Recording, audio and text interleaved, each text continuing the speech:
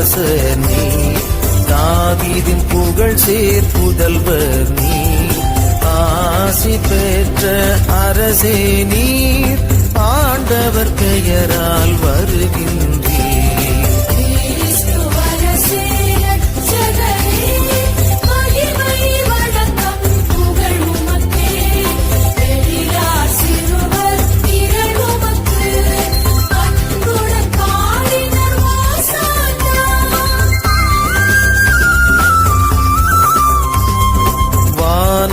அணிகள் அத்தனையும் உன்னதங்களிலே உமை புகழ, அழிவுறும் மனிதரும் படைப்புகளும் யாவும் ஒன்றாய் புகழ்ந்திடுமே.